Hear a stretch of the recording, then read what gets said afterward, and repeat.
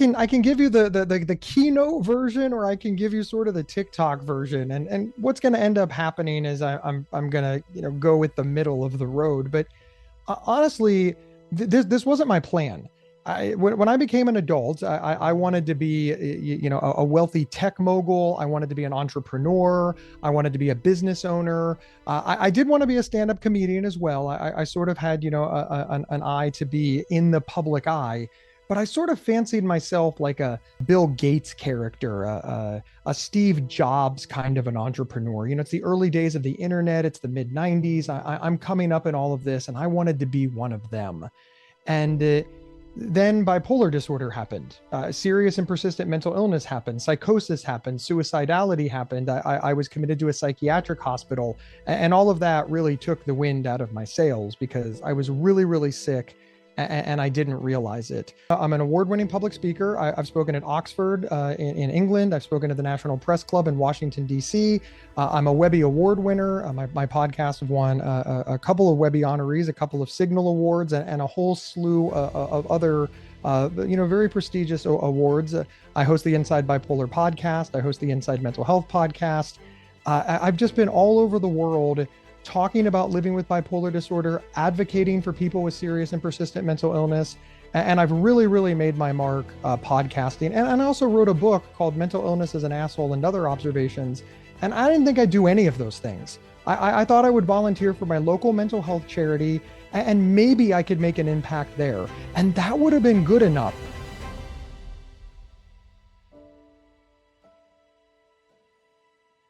What if the goal isn't to be stable, but to be fully alive? For too long, the mental health system has told us to aim for manageable, medicated, under control. But what if you were never meant to simply cope? What if you were meant to thrive? In this raw and unfiltered conversation, award-winning speaker and mental health advocate Gabe Howard shares what it really takes to build a life worth living after diagnosis. From being hospitalized for bipolar disorder to speaking at Oxford University, Gabe dismantles the myth that stability is the finish line. He reminds us that healing isn't one breakthrough moment, it's 1,000 small, consistent choices. Honest conversations, good sleep, real connection, and the courage to show up even when it's hard. So if you've been settling for survival, this episode will challenge you to raise the bar because you deserve more than stable. You deserve to thrive. Enjoy. Well, hello, beautiful souls. We've got another amazing guest for you. We have Gabe Howard all the way from Ohio, the middle of America. America. All the way to the US. I know. Yeah. Love it. It's the heart of it all. That's our slogan, the heart of it all. I don't know why we're so arrogant as to believe that out of 50 states, ours is the heart, but that's what we did. Well, it kind of makes sense for you. It's right in the middle of everything, right? That is fair. That is fair. It is kind of in the heart location, I suppose. Love it. Absolutely love it. So, Gabe, the way we love to start the show is we always love to ask our guests, what inspired you to do what you do today? So, I can give you the keynote version, or I can give you sort of the TikTok version. And what's going to end up happening is I'm going to go with the middle of the road. But honestly, this wasn't my plan. When I became an adult, I wanted to be, a wealthy tech mogul. I wanted to be an entrepreneur. I wanted to be a business owner. I did want to be a stand-up comedian as well. I sort of had, an eye to be in the public eye, but I sort of fancied myself like a Bill Gates character, a Steve Jobs kind of an entrepreneur. It's the early days of the internet. It's the mid 90s. I'm coming up in all of this, and I wanted to be one of them. And then bipolar disorder happened. Serious and persistent mental illness happened. Psychosis happened. Suicidality happened. I was committed to a psychiatric hospital, and all of that really took the wind out of my sails because I was really, really sick, and I didn't realize it. So if we fast forward through all of that, all of that recovery, and that took a long time, then I reach recovery. I'm now doing well. I'm ready to sort of rejoin my life. And I thought, I went through so much and it was unfair. And I struggled to find information, and that was unfair. And my parents really suffered, and I was angry and traumatized. And there just weren't a lot of resources out there. And I was just very bothered by this because the harder I looked for resources, the less I found. And it's sort of, it, it's a stupid trope, right? But it's, I want somebody to do something. And then I realized I was somebody. But nevertheless, that's what happened. I wanted somebody to do something and I realized I was somebody. And all the pieces sort of fell into place. And the last thing that I want to say is I never thought I'd end up here. I started to do some advocacy, I started to do some volunteerism, but I want everybody to know that when I first reached recovery and I started volunteering and advocating and even writing about my experience, I did not think it was going to take me to here. So I'm also, in addition to being lucky, shocked. I'm just shocked. So, for those that don't know, Gabe, what is here? Here, so I'm an award-winning public speaker. I've spoken at Oxford in England. I've spoken at the National Press Club in Washington, D.C. I'm a Webby Award winner. My podcast have won a couple of Webby honorees, a couple of Signal Awards, and a whole slew of other very prestigious awards. I host the Inside Bipolar podcast. I host the Inside Mental Health podcast.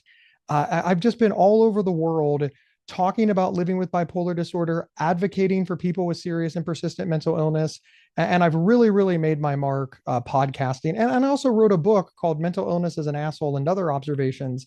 And I didn't think I'd do any of those things. I thought I would volunteer for my local mental health charity and maybe I could make an impact there. And that would have been good enough. So I'm so pleased and I'm so fortunate that I've been able to turn it into my career. And I feel a little bit foolish bragging about it, but you asked. Just remember, listener, she asked. I'm not just like a random braggart that starts like spewing out his accomplishments. I don't want people to think that of me.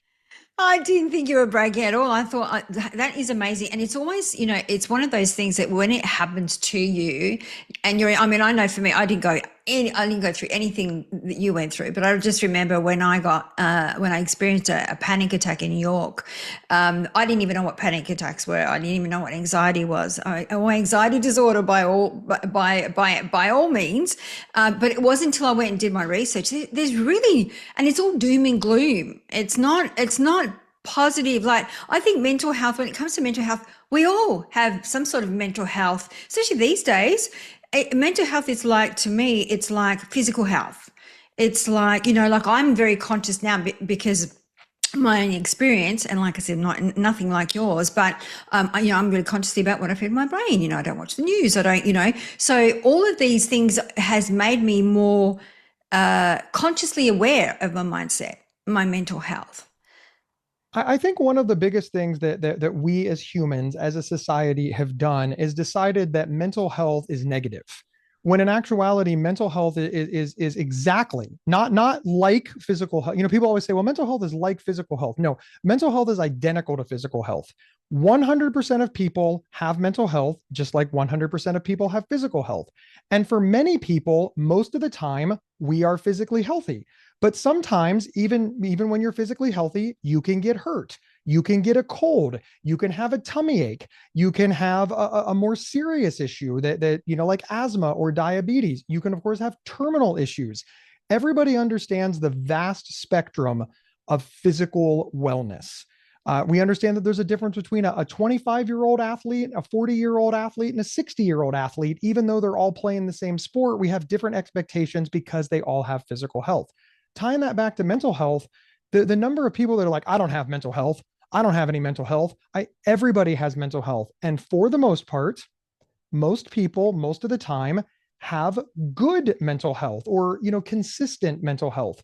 But no matter who you are, no matter how mentally healthy, no matter how mental illness free, no matter how stable, resilient, and strong, I refuse to believe that there is a person on the planet that would tell themselves that they are mentally healthy and perfectly well the day after a close loved one dies. I mean, could you imagine if you believe that your mental acuity, your mental capacity, and your mental stability is equal after finding out that your mother, father, grandmother, child, spouse died? No, everybody understands that, well, yeah, that's clearly not your best day. That's all mental health is. Now, some people have serious and persistent mental illness, and that's more akin to like your diabetes or your, but again, the analogy can go on forever. But we need people to start thinking about it that way. And unfortunately, they're not. I love the way that it's so true. From an analogy point of view, it is even like catching a cold, like mental health. You can be mentally ill, like a burnout or stressed or losing a loved one. Absolutely. And it could fluctuate. There's such a variant when it comes to mental health, right? And why do you Exactly. think, I mean, I always see that when people start talking about mental health, they see it as people are broken. It really is framed that way because we only think about it in terms of crazy, insane, bonkers, nut job, wacko. It's always one forever. Whatever bad moment you have that makes you crazy, insane, bonkers, whatever word people are throwing at you, for some reason, we decide that that's how you are forever. I just, so if you have a breakdown, if you have a panic attack, if you have a lot of stress because everything in your life has overwhelmed you, they're like, oh, well, you have a mental illness and that's the way you'll be forever. But look, here's the thing. And I think we need to understand this.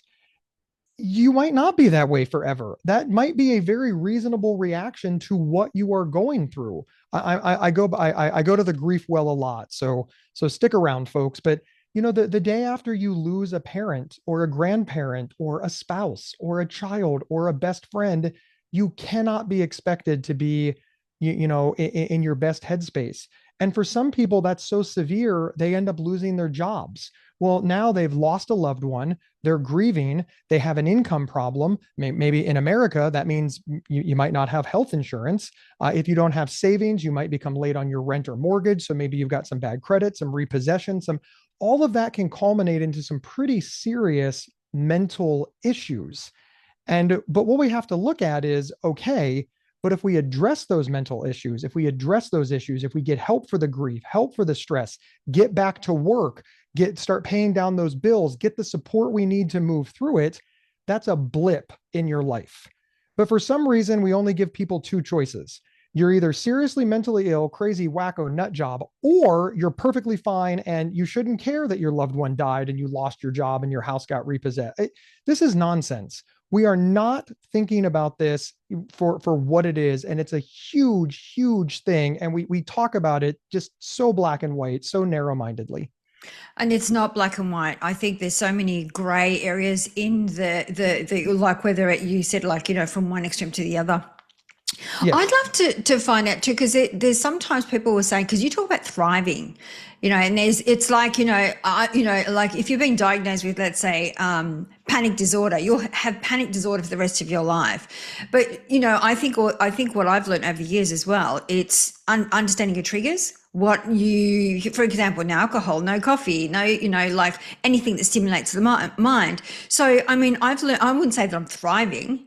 So I'd love to hear how you thrive, because I know that it's not doom and gloom, and it's not you're broken forever kind of thing. Yeah, well, one of the things that I really dislike about the mental health world, and I get a little bit of criticism for this. Doctors and the medical establishment think that I'm picking on them, and I'm really not. I'm trying to elevate them, and I want to be very clear. I think that the pharmaceutical companies and the doctors and the psychologists and the therapists and the caseworkers and the social workers, they do a yeoman's job because this is really difficult. But that said, the expectations are often low. They take somebody with schizophrenia, they take somebody with bipolar disorder, they take somebody experiencing, major depression, and they're like, hey, look, if you can get a part-time job and live in a group home, you're doing great. And maybe they are, right? That might be thriving to that person, depending on how incapacitated and how sick you are. Please don't hear that if that's the highest level that you can achieve on, that you're not thriving. But if we cut everybody with the same, if we cut the same cloth out of everybody, then maybe they can go further. And for some reason, when we reach certain levels, we're like, you're good, you're now stable. We're just like, we just want to be the bare minimum. We just want to be stable. I have seen in my work going in and out of drop-in centers, clubhouses, group homes, and people are like, no. They said I can't work full time. And I'm like, well, what do you think? And they're like, I'd really like, I was a teacher once, and now I'm a part-time assistant in a daycare. I'd like to go back to teaching, but they told me I can't. Okay, I'm going to challenge that. I think with the right plan, the right supports, and moving slowly and testing the waters, I think you can get back to it. And we're starting to see that the data really backs that up. Studies really back that up. People with severe and persistent mental illness are moving into more full-time jobs. They're having families, buying houses. And this wasn't the thought process 25 years ago. And frankly, it wasn't the thought process 10 years ago. And I've really wanted to play a small role in saying, hey, look, maybe you are doing as much as you can, but if you have this inkling that you want to do more, don't let somebody talk you out of it because they're scared that you might fail. And I could say so much because first off, who cares if you fail? So, we are sports obsessed here in America. And in every major league sporting team we have, there's only one winner. There's only one Super Bowl winner, only one World Series, only one Stanley Cup. And yet, that means all the other teams failed. And yet, they still play all the games. They still break records. They still have fun. Their fans have fun. Could you imagine if we said to all those other teams, hey, if you can't win the Super Bowl, just forfeit? That would be a terrible message. They're okay with losing. They're going to try to win, but they have to be okay with losing. And that's the message that I want to get out to. Go as far as you can. And if you overcorrect, take a step back and reassess. Because, it's not everybody's year, but a lot of teams have won the Super Bowl over the decades. And I think a lot more can, but you can't if you forfeit. And I think we're encouraging people with serious and persistent mental illness to not even try. And I hate that message. It's so true. Absolutely so true. I can so relate with what you're saying. But then, so the shift is coming from the individual. But even so, even if the individual has their confidence that, yeah, I can go a little bit harder. Yeah, I can go full time. It's almost like the system does not support them to do that. It's devastating to me how we are so scared that people will relapse that we hold them back. And I want to address the elephant in the room. Relapse is scary. Relapse is terrifying. I don't want anybody to think that I'm pish poshing, oh, relapse is no big deal. Who cares? I'm not saying that at all. I want everybody to hear it is a big deal, but you get one life. There's a woman, Rachel Starr Withers. She lives with schizophrenia. She hosts the podcast Inside Schizophrenia. And one of the reasons that she inspires me is because she's like, look, this is my life and I want to lead a badass life. I don't want to do the bare minimum. I don't want to just be stable. I don't want to be safe at home. I want to challenge myself. And yeah, sometimes she has setbacks. And yes, sometimes her parents are scared for her because, she exerts herself too much and she's down for a couple of weeks and they're like, uh-oh, is she going to pull herself out of this? And I'm not saying that there's not a trade-off, but I'm saying I really listen to Rachel when she says, look, I could be perfectly stable and never leave my house. But so what? What kind of a life is that? She wants to take risks. And she's hiked volcanoes. She was in a Marvel movie. She has done stunts for Hollywood. She's a speaker, a podcast. She has lived an amazing life. Hard stop. And when you factor in the fact that she's living this amazing life while managing schizophrenia, just over the moon with pride that I have for having the good fortune to know her. I just love her so much. And I think we need to absorb more of that message because she wants to lead a badass life. And I think we can all get behind that. And I think that's what we should want for people. I mean, that's very much like you yourself, Gabe. I mean, you're living a badass life. Look at all the things you're doing, right? But so I'm curious because it's not people just. I think also it's just not one thing that people do. It's not one breakthrough. I think it's little, maybe little choices, little habits, little. So I think it's consistent pieces coming together. It's not just one big thing. So how did you do it? So the first thing that I want to say is you are absolutely right. Everybody is looking for like that magic bullet, right? I'm a boxing fan, and everybody loves that one punch knockout, right? We love it. We all do. Let's be honest. The boxer moves around, the roundhouse come in, it connects perfectly. The guy falls over, the heavyweight sticks. We've all seen the Muhammad Ali poster. We've all seen we've all seen those posters of that knockout. All the Rocky movies include the knockout that I'm talking about because it's so beautiful if you are a boxing fan. But here's the reality. Most boxing matches don't end that way.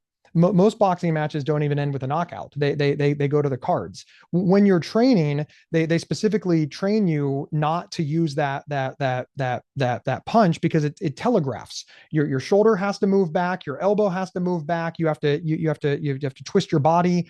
All of that creates that nanosecond that your opponent will see, and then your opponent, you are now exposed because your hand is back. And if your opponent is paying attention, it's a risky move, even though it's beautiful. And so the reason that I use that analogy is because what wins fights is the jab. But a lot of them, just a lot of them. Just a lot of quick little punches, poof, poof, poof, poof, poof, poof, up, down, up, down, up, down, up, down. And as the fight goes on, you're wearing your opponent down. They're starting to get, but it's not one punch, and that's what everybody's looking for. It's dozens upon dozens of jabs, and not even all of those jabs land. So to tie it back to what you asked me, if you do dozens of little things right, you can manage serious and persistent mental illness. Now, you specifically asked me what I do, and I'm not going to list all of them because your audience would go bored. But things like paying attention to my routine, paying attention to sleep, paying attention to diet and exercise, things like taking my medication as prescribed, things like keeping a mood journal so that I can accurately report symptoms to my psychiatrist, things like remembering to go to therapy even when I'm really busy, things like being honest with myself, like radical honesty. The knee-jerk reaction is, oh, I'm fine, I'm fine, I'm fine. Okay, but are you stressed or are you anxious? And understanding the difference. So some of the little things is just learning the difference between some of these words. Not to fall down a rabbit hole, but I think another issue that we have is we tend to call everything depression. We call everything anxiety. The reality is not everything is medical depression and medical anxiety. Sometimes you're just nervous. Sometimes you're just sad. Sometimes you're just stressed, right? But since we call everything depression, forget about the rest of the world. We're tricking ourselves. If you have major depressive disorder and you are, suicidal, you're thinking about hurting yourself, and you think that's the same as, oh, I'm bummed, my team lost, I got in a fight with my mom. If you think those two things are equivalent and you respond to both of those the same way, that's a real problem because you're either overreacting with your situation, with your team losing and the little tiff you had with your mom, or more likely than not, you're underreacting to suicide ideality. And that can put you in real harm's way. So understanding those differences, those are just some examples in a vast, vast, vast net of little things that people need to do to manage severe and persistent mental illness. So how do you do it, Gabe? Because I know from friends and even my own experience with anxiety disorder, it's like you don't, because it impacts your family, your friends, and and when they ask you if you're okay, I know for me, I go, I'm fine, everything's fine when I'm not, because I don't want to be a burden to anyone. So I wonder how that works for you. So I'm going to give you two answers, right? The first and foremost, I make a deal with my friends and my family that I will be honest with them. I will not lie, right? I will tell them the truth. If I am truly overwhelmed, if I truly need a break, if I truly need something, I will not give them a line of BS. I will be honest so that we can work it out together so that we can handle my issue and it impacts them as little as possible. And sometimes that works. Sometimes I actually do that. I want everybody to know. And it works like gangbusters. I'll say something like, look, I'm really, really overwhelmed. And my friends are like, hey, look, intermission is almost over. And I'll say, I'll tell you what, you all go in and finish the play. I'm going to sit in the lobby and do some breathing exercises. I will meet you after. And they're like, no problem. See, we worked it out and I didn't ruin it for them. But I also want to interject some real world reality into this. That only works if I'm aware. And the some people are more than aware that they're having an issue, and they are actively deceiving people by saying they're fine.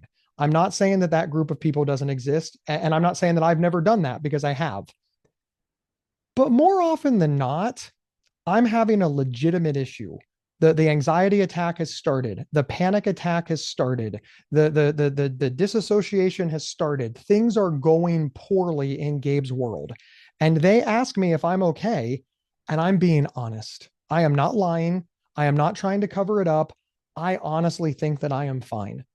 And that's when it becomes problematic, because sometimes they know me well enough and they're like, hey, you're not fine, dude. And if it's certain people in my life, I'm like, really? I should listen to you. I trust you. We all have people in our lives that if they say the building is on fire, we don't need to smell smoke or see a fire. We're getting the hell out of there. But we also have people in our lives that if they say the building is on fire, we're like, I don't smell smoke. I don't see any flames. You know what? Just come and get me when the fire alarm goes off. You've got to decide who those people are, and you've got to have transparency and open communication. But I do want to be very clear. I want to make sure that everybody heard this. Despite our best intentions, we're going to get this wrong, and we're going to get it wrong a lot. And afterwards, this is where amends come in. I have ruined, and ruined is a strong word, I have impacted a great many social events in my time. And I always say to my friends, like, look, I'm really sorry that that concert got ruined and we had to leave early. Let me buy your ticket. Let me reimburse you for the cost. Now, more often than not, my friends are like, no, dude, it's no big deal. You do it for us and we love you. It's okay. But sometimes they're like, yeah, this was really expensive. Thank you. I'm really big on, if we have to like leave early, or do something to kind of adjust for Gabe, I cover the cost of that. And for some reason, the only thing that's coming to mind is, sometimes I'm like, look, this is like a mile walk in the dark, and I get really kind of anxious in an uncomfortable city in the dark. And even though all my friends are like, it's $5 if we walk a mile, it's $50 if we park next to the arena or the play in the VIP parking. And I'm like, no problem. I'll drive. I'll pay for the VIP parking. And they're like, cool. So be aware of those little things. And finally, and certainly last but not least, if you do disrupt them, apologize, own it, say you're sorry, make amends. It's not your fault that you have mental illness. It's not your fault you had a panic attack, but it's not their fault either. And we need to take responsibility for what we brought into the room, even though we didn't mean to do it. And this goes a long way with the people around you. I love that. Absolutely love that. And the thing is also, as you were saying that as well, I think there's also a big stigma. Like, I do a lot of corporate work, and even though people, they don't want to say there's actually anything wrong, because I don't want to have that tick beside my name that Catherine, is incompetent, or she's probably not the right person for this role. So I feel like a lot of people hide behind their mental health as well. Do you see a lot of that? I do, and I really hate this mentality. I got to tell, I want to speak as a business owner. I want to speak as a supervisor. I want to speak as somebody who's worked in corporate America as a supervisor. I want to speak as a business owner who has hired consultants and helpers as a volunteer management and fundraising. The number one thing that I have always noticed 100% of the time is, if you create a culture where people have to lie to you, it's just going to bite you in the ass and you're going to be unaware of it. If you create a culture where people can tell you when they're overwhelmed, where people can take little breaks, where people can come to you with their issues, it's much more productive. And the example that I always use is, we figured out work-life balance a little bit in the corporate world, because we now give flex schedules. We now no longer say, hey, you work 9 to 5. We say you can start anywhere from 8 to 9, and then you leave 8 hours later. So, and this was to, because different parents had different school drop-off schedules. Some people can make it in at 8 o'clock, no problem. Sometimes the drop-off is at 7:45 and they're 20 minutes across town. So that person was always 5 minutes late. And corporate America realized they were losing good people simply because they were dropping off their kids. So not only did they have a good worker, they had a conscientious parent, a parent who prioritized their family and their child over their job. That's actually a really that's the kind of person you want on your team, right? They're taking care of their family. Like that's that that objectively is somebody who you want working for you. But because corporations were so rigid, they were firing them for being 5 minutes late. Well, as soon as they got rid of that rigidity and said, hey, just 8 hours after you get here. So if you're there at 8:05 every day, you just have to stay, till 5:05 or whatever that math comes out to. And then they stopped losing people and they bought loyalty. Those parents were like, well, I'm not leaving this job. They let me drop off my kid. I'm not leaving this job. They understand my lunchtime routine. I'm not leaving this job. They let me leave early on Thursday to go to little Janie's football game, right? And we need to understand that bought. So I really think that if you're being stigmatized for your mental health issues, what happens is you take the whole day off. If you're able to openly discuss it, that's when you start coming in an hour later. You say, hey, I'm not feeling really well and I'm going to be a little bit late. And your boss is like, great, if I see you, I see you. Well, then suddenly that pressure is off. You calm down, you drink some OJ, you drink some coffee, you drink some water, you do whatever. And then an hour in, you're like, you know what? I can go to work and they won't be. And then you walk in and like, Gabe, we're so glad you're here. Well, that acceptance, that lack of stigma, and that transparent corporate culture turned an entire day of no work into an hour or two loss. And I think that's the way we're starting to look at it. That is the way we're starting to see it.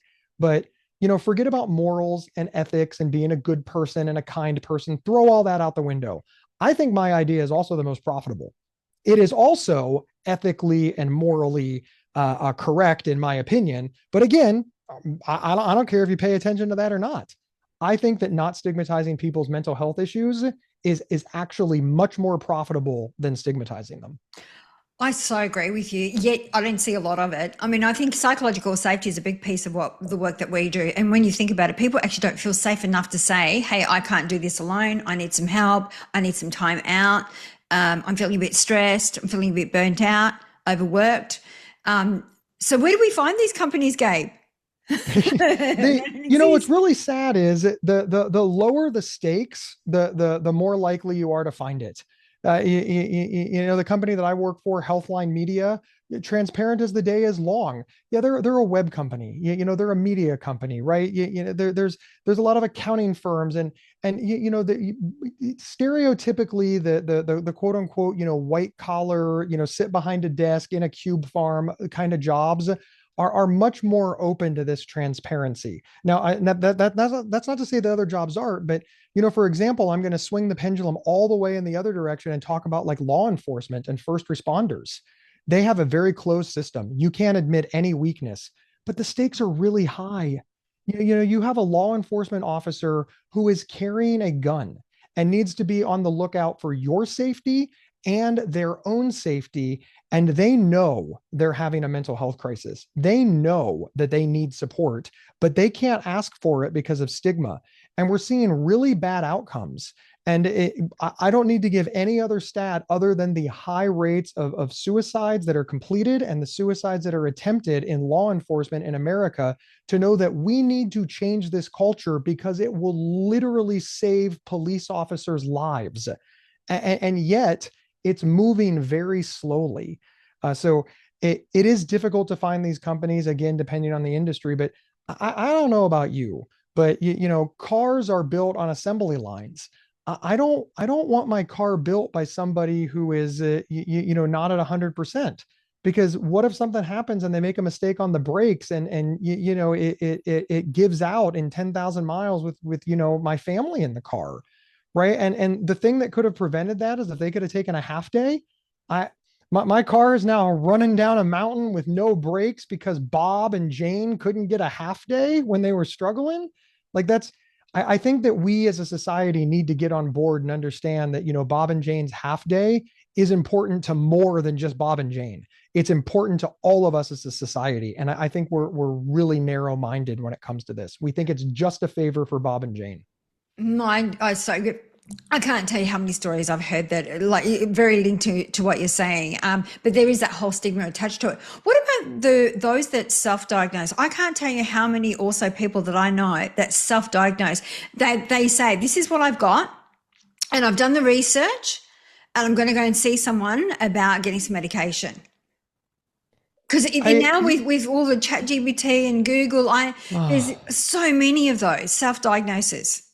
it's utterly fascinating to me in my lifetime how influencers went from breaking down the barriers to care and fighting stigma and putting mental health on the forefronts, and then how quickly they became dangerous. And I say they because now I'm trying to distance myself, even though I've been an influencer my whole career.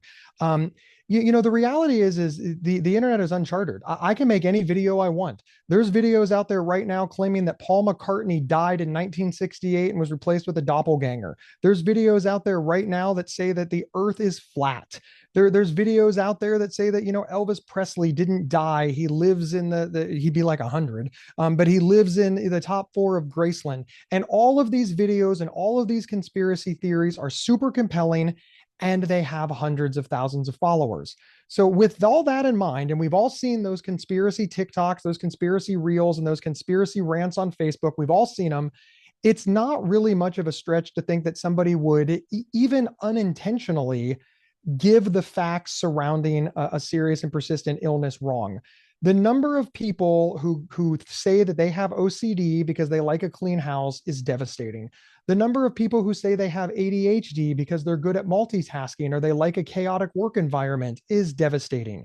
None of these people have ADHD and none of these people have OCD per capita, right? For lack of a better phrasing. I'm sure there's somebody in there that does, but by and large, just because you like, to do multiple tasks at once and you like a chaotic work environment, it doesn't mean that you have ADHD. And just because you like a clean house does not mean you have OCD. And we need to understand that. But so many people, like you said, they first they self-diagnose. Then they start doing things that aren't for them. But here's for my money, there's all kinds of stuff that can be said on this. But here's what's most dangerous about this. The person who likes a clean house and is a perfectionist that claims that they have OCD will eventually run into somebody who really has OCD. The person whose obsession is that they ran over somebody on the way to work, and their compulsion is they have to drive the same route to work 30 times if they hit even a rock in the road, and then they lose their job. And now this person with OCD, and they really have OCD, that obsession and compulsion, killing somebody and going to check for a body, that's really devastating. And they've lost their job because of it. Now seeks community and finds the person who likes to clean their house. And that person is like, I don't understand why I can't get it together. Bob got it together. Bob has OCD and Bob doesn't have these problems. Bob beat OCD. Bob worked so hard. The problem is that Bob never beat anything. Bob never had anything. And now this poor person sees this has this unrealistic expectation of overcoming this illness because somebody who never overcame it is their example. And this is what makes me so, in these influencers, they have hundreds of thousands, millions of followers talking about how they beat ADHD, they beat OCD, they beat depression, they beat anxiety. And I'm like, you didn't. But moving even that aside, I just, and the last thing I'll say, it's dangerous for the individual as well. I mean, the treatment for ADHD is stimulants. Could you imagine if I self-diagnosed myself with ADHD and then I started taking stimulants that I bought off a street corner somewhere because I think I'm treating an illness I have? What I've actually done is I've become a drug addict, and it's really sad because look, this whole thing can be wrapped up as with if you represent yourself in court as an attorney, you have a fool for a client. I just, I just, you're not a doctor. You need to respect expertise. And even doctors don't operate and treat their own family members, and they don't operate on themselves, and they don't treat themselves. So even doctors aren't self-diagnosing. That said, I do want to give one little thing. If you suspect that you have something, there's nothing wrong with that either, but get it checked out. And don't answer shop. Don't find somebody to agree with you. That's not getting, but Go to a doctor, explain your symptoms, go to a therapist, explain your symptoms, go to a psychologist, explain your symptoms. It is okay to suspect that you have an illness. That's always step one in the diagnostic process, even over on physical health. My chest hurts a little bit, but could you imagine if your chest hurt a little bit and you went and cracked your chest open and started to give yourself heart surgery? And they're like, dude, you just have gas. You just, and I joke, but if you thought about that, I'm having chest pains and I think I'm having a heart attack and it's actually just gas. Could you imagine if that was acceptable over on the physical health side? People would be dying all over the place. Wow, thank you so much, Gabe, because you gave it from the different angles from the individual, but from the other perspective as well, for those that actually have got ADHD or OCD. That was great. Thank you so very much. I'd love to unpack your book a little bit because I am unconscious of your time. I'm keeping an eye on your time. Mental illness is an asshole. I love the title. Love it. Oh, But thank what you. Thank you. if, because it sounds like it's a, I haven't read it, but I think it sounds very raw. And just knowing you in a very short time, you're very raw and standing your truth. What are people expected to read or find in your book? Here's what I love about the book. There is absolutely something in the book that every single person on the planet will love. And there is absolutely something in the book that every single person on the planet will hate. And I think that shows that it's well-rounded, right? It's got some difficult truths in there that can be hard to read. And it's got some things that people should rightly disagree with. And it's got some things that are very relatable and very understanding. I feel that it gives a good, well-rounded representation of serious and persistent mental illness, and it really uses depression, anxiety, and bipolar disorder as a framing device, and then it also touches on things like stigma and access and making amends with your family and sort of life issues, and it's all sort of wrapped together. But sincerely, if I had to pick any one thing that's novel about this book, it's that usually when you read a book, you either like the whole thing or you hate the whole thing. And I really feel like accidentally, I'll be the first to admit it was an accident. I accidentally created a book where people come up to me and they're like, oh my God, Gabe, I loved your book. When you talked about your loophole granddaughter, oh, and when you talked about lying awake at night and just being so desperate, that really got to me. But then you wrote this thing, and I don't know. I think your mom was mean to you. I don't think you owe her an apology at all. Like I didn't like that. And then you said that you had to do this, and you wrote this one section over here, and you just got it wrong. I think that's BS. And I kind of smile a little bit when that happens because I'm like, good. You're I'm not trying to make fans in my work. I mean, I kind of am because that's the business model, but what I set out to do is make critical thinkers. So if you read what I wrote and you apply it to your own life and you disagree with it, I'm going to take a lot of pride in that because it means I did my job. I gave you information that you can apply to your life so that your life can be better. And that's the goal of the book. The goal of the book is not for you to agree with Gabe. The goal of the book is for you to lead a better life. And I do believe that more often than not, I hit that mark. And I'm proud of it for the most part. I have a little bit of imposter syndrome here and there, but for the most part, I think I did well. I think it's like a good movie. You can go and see a really good movie and get your emotions tugged positively or negatively. Or you can go and be like one part's really making me happy, another part maybe not so happy. So sounds like it's you've tapped into the right emotions for people to keep them engaged long enough to read your book. So I think it's I brilliant. hope so. That is it's been around going on. I mean, it'll be 5 years this Christmas. I'm so impressed at its longevity. I really thought that it might last a year or two, but it's lasted a lot longer than that. And it stalled a little during COVID, as most things did. It sort of came out right before COVID hit, so it sort of got beat up a little. So even though it's been out for 5 years, it feels like it's really only been out for a couple because it really didn't get a good fighting stance until after the pandemic ended in America. But I am proud of it, and I hope people will check it out. It's Mental Illness is an Asshole. You can go to gabehoward.com and I'll sign a copy for you, or of course you can get it wherever they sell books, but I can't sign those. Thank you so much, Gabe. So before we go off into our three shiny gold nuggets, is there a question that I haven't asked you that or information you would like to share with our audience before we go through our three shiny gold nuggets? I am a natural redhead. For some reason, that's the question that I get asked all the time. Like, where did you get your hair color? And I'm like, well, from my biological father. But yes, no, honestly, you've asked so many great questions. Thank you so much. It was a real treat to be here, and I love the opportunity to talk about this in a way that will break through the noise and is hopefully different from what's out there. I I hope I'm just not another person in the echo chamber saying the same thing over and over again. Whether you agree with me or disagree with me, I just hope, if nothing else, at least I'm unique. Oh, you are unique, and I can see why you want to become well, even a stand-up comedian. I can see that as you're talking through some of the information. So thank you. So Gabe, the way that we love to wrap up the show, we always love to wrap up the show with three shiny golden nuggets or three practical exercises for our audience. So it's really difficult to come up with three because on one hand I can come up with like a dozen, but I'll be the first to admit I often like cringe a little at these things. I'm like, oh, these are so lame, but they're also important, right? I mean, just because something's not exciting doesn't mean that it's not important. And going to the doctor to get that persistent runny nose or sore throat is not exciting. It's not as exciting as going to a concert.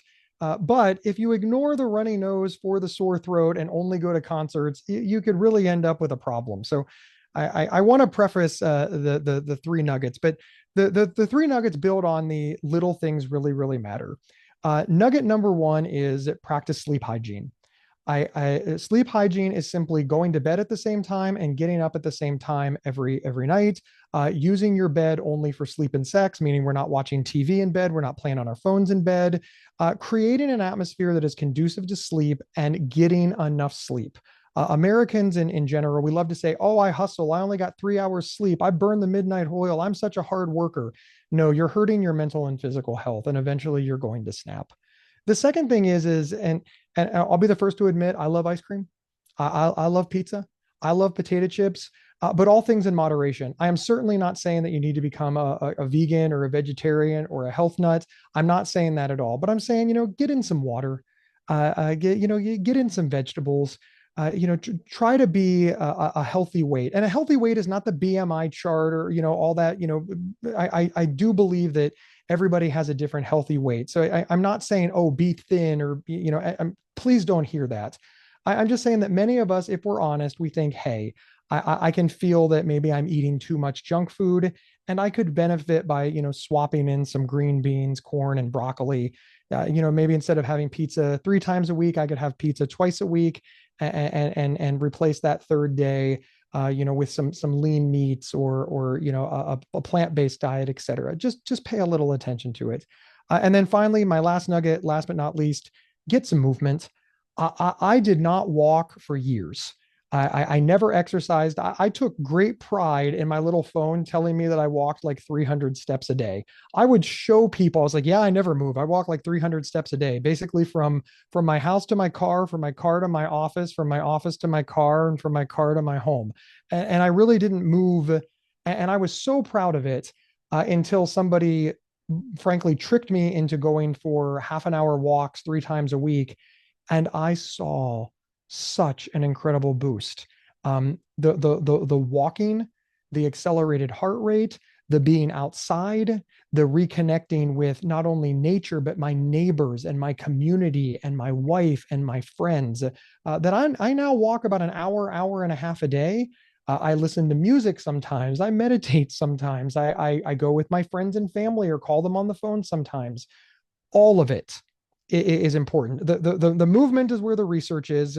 I think 150 minutes a week is the minimum recommendation. Try to walk at a fast enough pace to accelerate your heart rate. But I have really found that there's just so many benefits to this, and I really look forward to it. And that's my last nugget. Take some time to walk around your neighborhood.